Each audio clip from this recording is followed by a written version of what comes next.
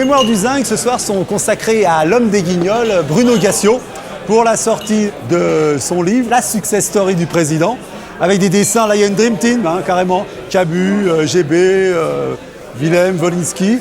Texte de Bruno Gassio, une préface de Benoît Delépine qu'on a reçu ici avec Gustave Kerven pour leur film Avida.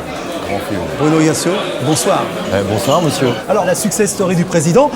Notre président, découpé en 9 chapitres, commenté, et puis toutes les caricatures qu'on connaît et qu'on aime et qu'on va retrouver avec bonheur. Et disons à chaque fois des commentaires sur le président de candidat jusqu'à aujourd'hui. Et on se demande en fait, il y aura peut-être un 10e chapitre parce qu'il va peut-être être candidat, notre président. À l'heure où on parle, on ne sait pas, il ne le dit pas. Ouais. Donc à l'heure où on parle, on ne sait pas. Et intuition. Intuition, non.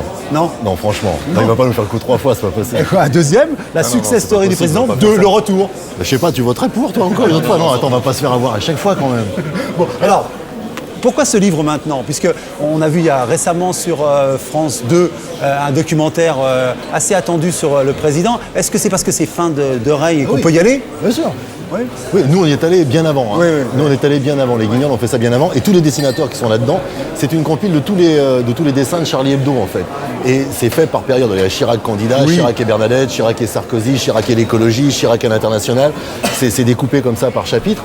Eux, ils y sont pas allés de ma main morte depuis toujours. Il y a des choses. C'est vrai, c'est une vraie belle compile de dessins d'abord. C'est des dessinateurs qui travaillent aussi bien sur la gauche que sur la droite. Ils travaillent sur le pouvoir et sur l'idée du pouvoir. Alors, revenons à ces mémoires du Zinc. Alors, l'idée, c'est, à travers différentes séquences comme ça de notre émission, d'en savoir plus sur Bruno Gassio, sans trop parler directement de Bruno Gassio. Alors, figure libre, quel sujet aujourd'hui? Alors, pour illustrer, alors on a des objets. Chez nous, on est dans l'accessoire, qui est le fameux essentiel.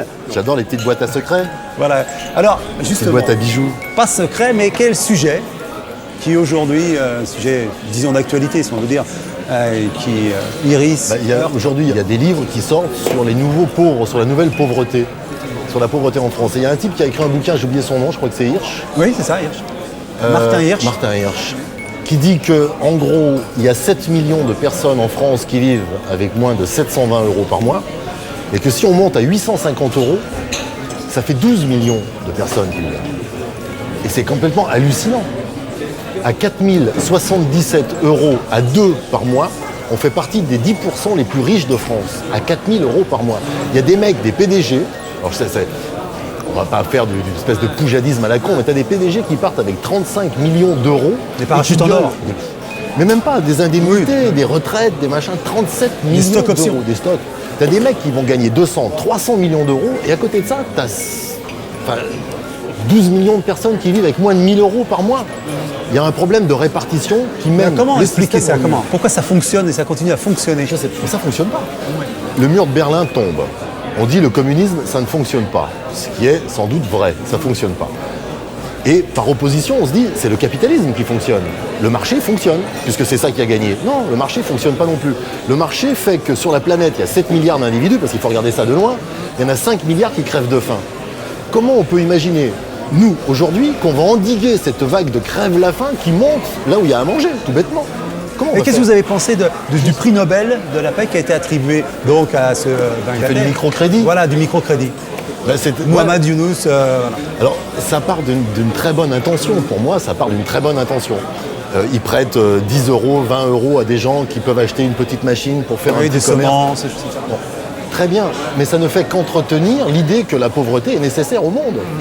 Et ça me rend fou. C'est pour ça que je suis vachement embêté dans les élections aujourd'hui. Qui est le mec ou la femme qui est en train de proposer aujourd'hui quelque chose pour dans 20 ou 30 ans? Moi, j'attends pas un programme clé en main. J'attends quelqu'un qui me dise il faut repenser l'idée même de travail. Je pense pas qu'on va encore tenir 25 ou 30 ans dans un grand bonheur. Personne n'incarne ça, ni José Bové, il n'y a aucune figure qui incarne... Pourquoi pas? Je sais pas. Ce qui me plaît, c'est les gens qui posent des questions. Pas forcément le mec qui arrive en disant j'ai la réponse. Ouais. Aujourd'hui, on se pose la question sur l'environnement. Ça a l'air d'être l'axe de Ségolène Royal, qui est seule politique à comment dire moi j'ai pas toutes les réponses. Ben ouais, mais elle est... Bon, puisque... Il y a un des candidats qui a dit il faut une vraie rupture. Ouais. Eh ben faisons une vraie rupture, virons les mecs, prenons une femme, allons-y. Voilà. S'il faut une vraie rupture. Bon, voilà une conclusion pour notre figure libre. Alors, ping-pong, voilà une petite balle. qui figure la séquence. Elle a pour but de déstresser si notre invité, voilà, elle a fait, voilà, ça c'est bien, ça c'est, voilà, ça on ne l'avait pas fait encore, voilà. Est-ce qu'il y a dans les critiques que vous avez reçues, et vous en avez reçu, voilà. J'ai la totale. Oui. Voilà, mais j'ai failli apporter l'équivalent d'un bottin, comme ça, j'avais un truc comme ça, pour parler des 173 papiers que vous aviez reçus à l'époque de la sortie du livre de Guillaume Durand, La Peur Bleue, et qui vous réservait quand même, voilà, et qui vous réservait une sacrée part. Alors, c'est pas, alors, tout ce qu'il y a dans le bouquin de Durand est faux. Mais à l'époque, le suivisme moutonnier des journalistes a fait que tout le monde s'est dit « Tiens, mais il y a une occasion de se taper les guignols ». Ils ont dû tous se dire ça au même moment.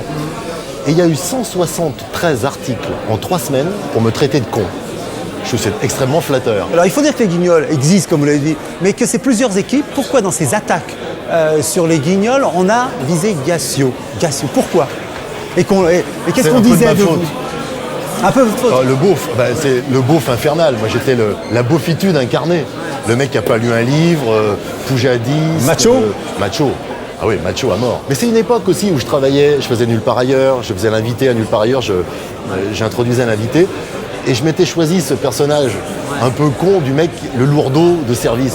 Mais avec mon physique. Gassio avait fait une marionnette de Gassio. Voilà.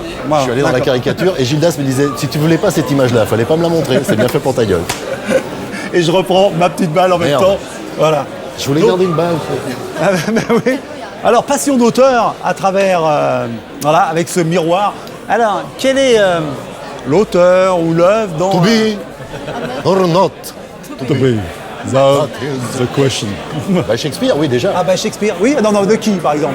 Vous aimeriez parler de quel type, quel auteur?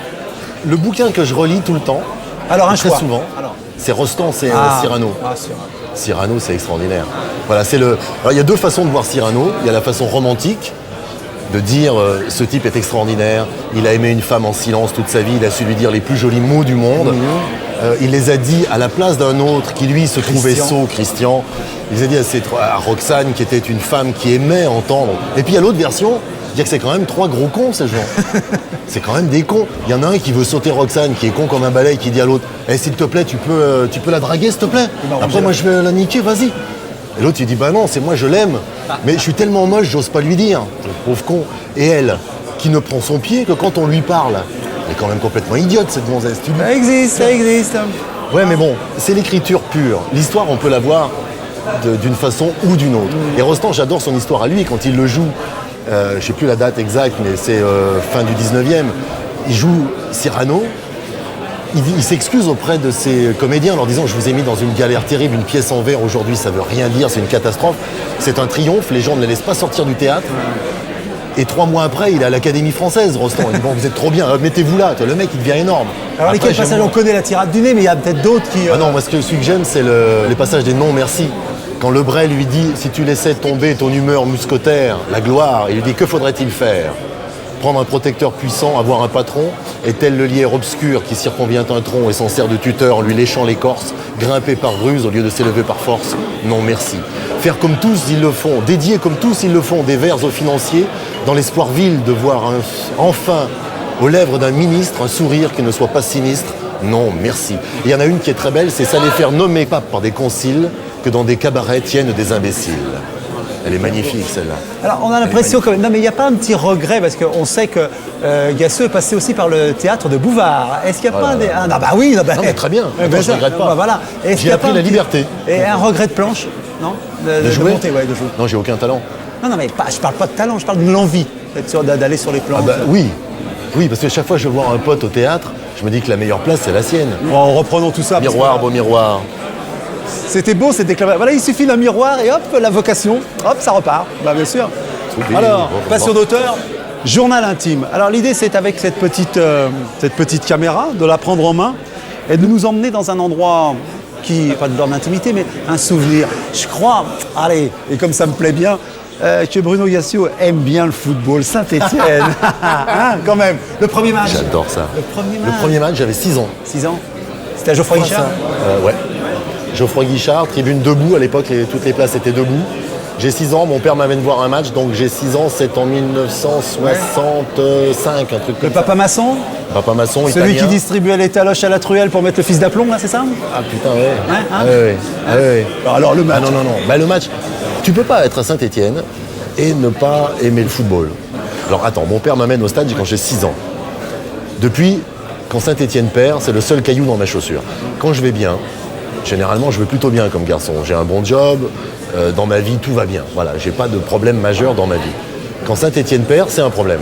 Les mecs me disent, mais qu'est-ce qu'il y a? Tu vas bien? Je dis oui, mais Saint-Étienne a perdu, tu te rends compte?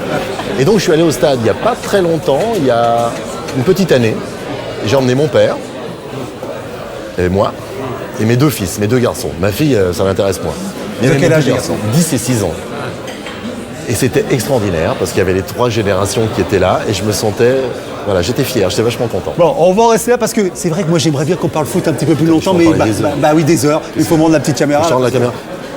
Donc, on a passé en revue notre figure libre, ping-pong, passion d'auteur, journal intime. On n'en sait pas plus sur Bruno Gassio. Moi, j'ai le sentiment quand même, moi, ça me va ce que je sais. Tu sais, il y a un copain un jour qui m'a dit, il me parlait de mes amis, je lui dis j'ai pas d'amis. Il m'a dit c'est normal que t'aies pas d'amis, t'en veux pas? Je dis non. Il me dit c'est normal, pour avoir des amis, il faut donner un peu. Toi, tu donnes rien. C'est vrai que je parle beaucoup, mais je suis super secret en fait, en vrai. Ouais, non mais bon, ça c'est de l'ordre du personnel. Alors, en tout cas, ce qui est moins secret, c'est la success story du président. Là, on est en plein dedans. Donc, je répète, un livre où vous retrouverez notre président à différentes étapes depuis 12 ans, 13 ans même. Et c'est chez Houellebecq, un éditeur qu'on aime beaucoup. Donc, autant le dire. Autant le dire. Voilà. Voilà donc, Lionel Houellebecq. Lionel Houellebecq. Bruno Gassio, en tout cas, moi, c'était un plaisir. Merci Ça a été un plaisir de passer boire un verre en tout cas. Voilà. Mais on va en boire un autre, j'espère. Bah tiens, on va voir. Merci. Et je paye pas. Hein. Jamais les filles avec les filles, jamais.